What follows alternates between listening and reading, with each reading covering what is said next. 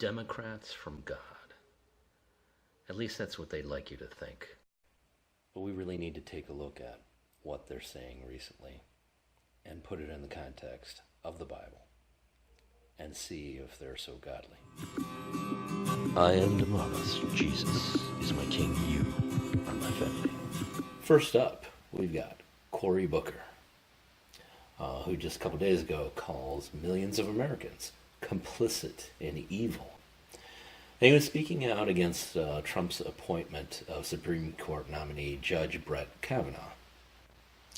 And in that, he's there saying, I'm here to call on folk to understand. And in the moral moment, there is no neutral. In a moral moment, there are no bystanders. You are either complicit in evil, you are either contributing to the wrong, or you are fighting against it. And then he goes into the real heretical part. There's a saying from Abraham facing one of the Psalms. It says, yea, though we walk through the valley of the shadow of death. We are walking through the valley of the shadow of death. But that doesn't say, though I sit in the valley of the shadow of death. It doesn't say that I'm watching on the sidelines of the valley of the shadow of death. It says I am walking through the valley of the shadow of death. It says I am taking agency, that I am going to make it through this crisis. Let's look at Psalms 23 that Mr. Booker is quoting from. And this is talking about the Lord. The Lord is my shepherd, I shall not want. He maketh me to lie down in green pastures. He leadeth me beside the still waters. He restoreth my soul. He leadeth me in the paths of righteousness for his name's sake. Yea, though I walk through the valley of the shadow of death, I will fear no evil, for thou art with me. Thy rod and thy staff, they comfort me. Thou preparest a table before me in the presence of my enemies. Thou anointest my head with oil, my cup runneth over. Clearly, the Bible passage is not about taking agency. Actually, the Bible passage is about being at your lowest, being at your most defenseless amongst everyone fighting against you. And yet the Lord will be there for you. The Lord and his power will guide you. He will cover you from the darkness. Now I see what Mr. Booker's trying to do here.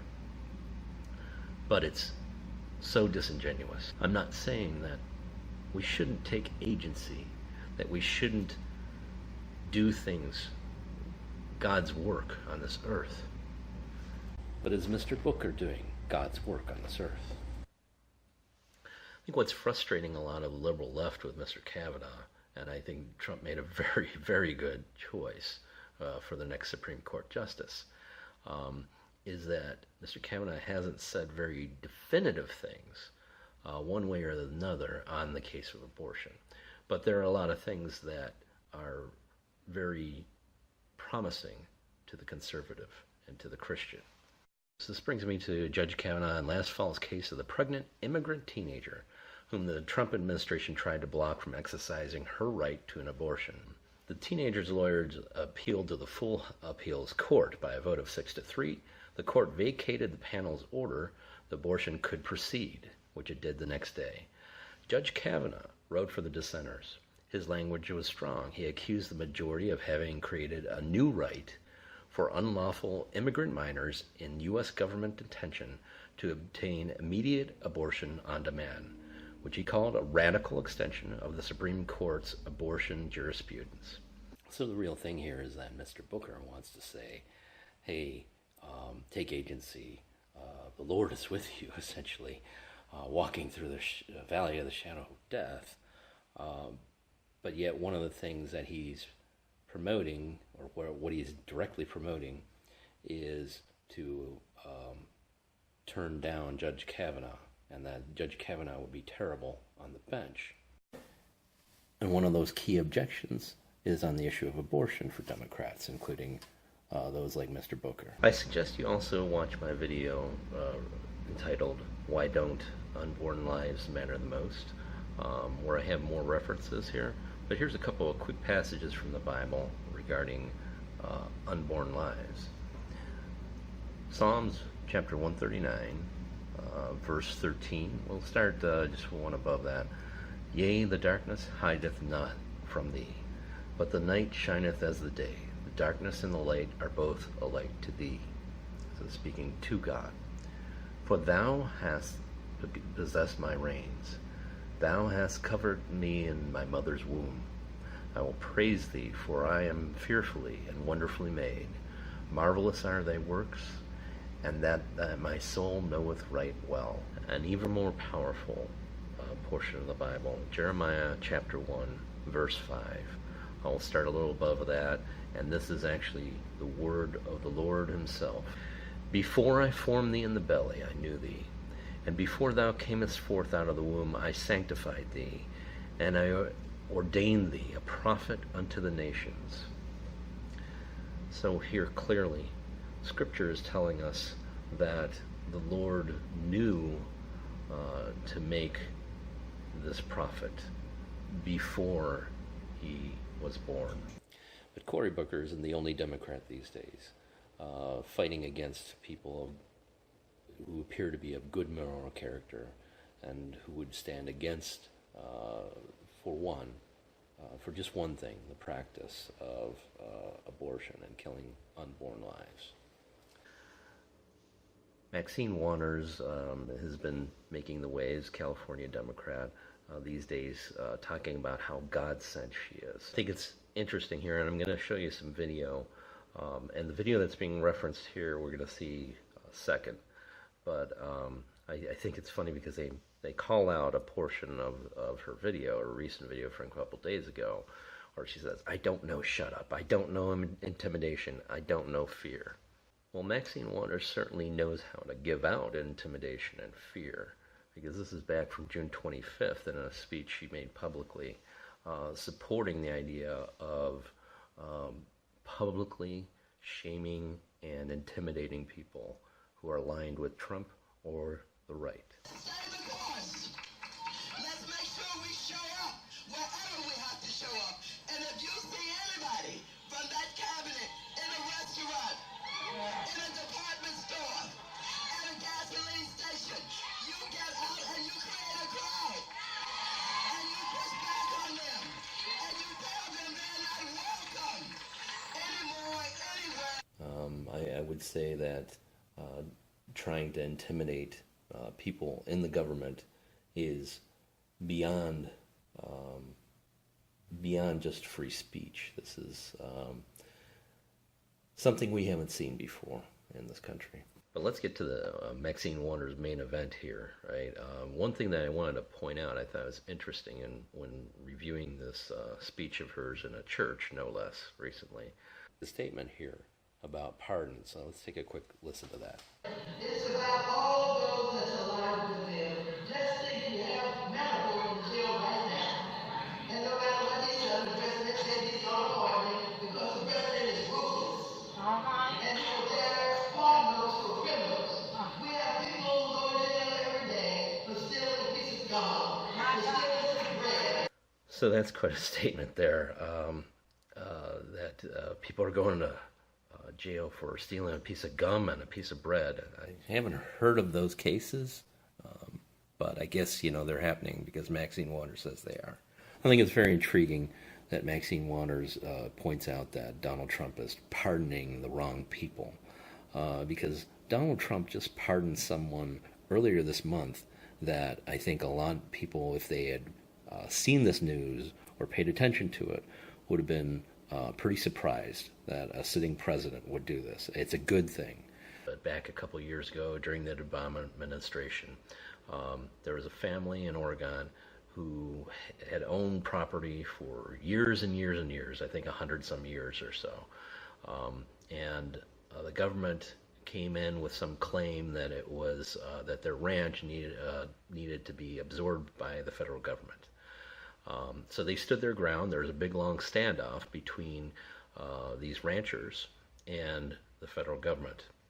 The Hammonds are devoted family men, respected contributors to their local community, and have widespread support from their neighbors, local law enforcement, and farmers and ranchers across the West. The White House said in a statement, "Justice is overdue for Dwight and Stephen Hammond, both of whom are entirely deserving of these grants of executive clemency. Maxine Waters, you can talk all day about people being arrested for bubble gum and other nonsense, but this is a real case of a good president using the pardon power wisely. But that's not all Maxine said. Let's listen to some more of her spiel.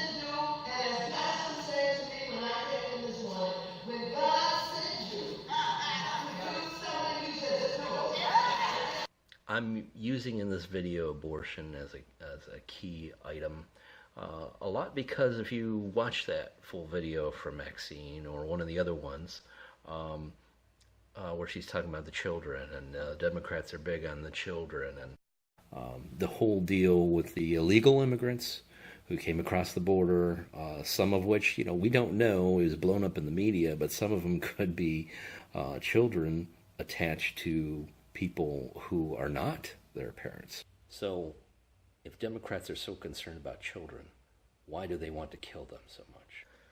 Maxine Waters on abortion, on the issues, voted no on banning federal health coverage that includes abortion. Voted no on restricting interstate transport of minors to get abortions. Voted no on making it a crime to harm a fetus during another crime. There's a whole lot more in this. You can read it yourself. But, whose God are you serving, Maxine Waters? It's not my God. It's not the Christian God.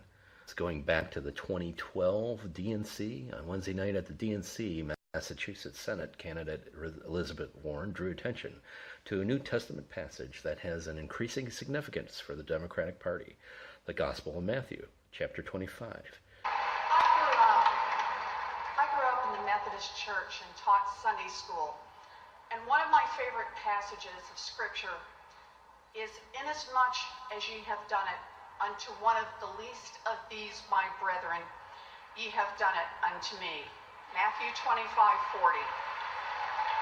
The passage teaches about God in each of us, that we are bound to each other, and we are called to act, not to sit, not to wait, but to act. All of us together.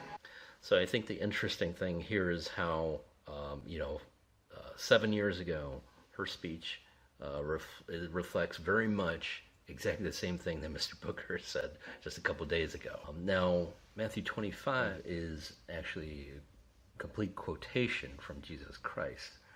And the heart of it is how God will look upon us on Judgment Day as to how we've treated each other. For I was hungered, and you gave me meat. I was thirsty, and you gave me drink. I was a stranger, and you took me in. Naked, and ye clothed me. I was sick, and ye visited me. I was in prison, and ye came to me. Then shall the righteous answer him, saying, Lord, when shall we thee in hungered and fed thee, or thirsty and gave thee drink? When saw we thee a stranger and took thee in, or naked and clothed thee? Or when saw we thee sick, or in prison, and came unto thee? And the king shall answer them and say unto them, Verily I say unto you, inasmuch as ye have done it unto the least of these my brethren, ye have done it unto me. So this passage, it's not about what the government gives to someone. It's not about what Elizabeth Warren or Maxine Waters or Cory Booker give away from the government, out of the hands of the government, take from you and give to another. It's about what you give to another. It's about how you treat the stranger on the street. It's about how you help the needy and the poor and those around you. Thanks for watching. Please like this video and subscribe to this channel. Catch me on these alternate media sources.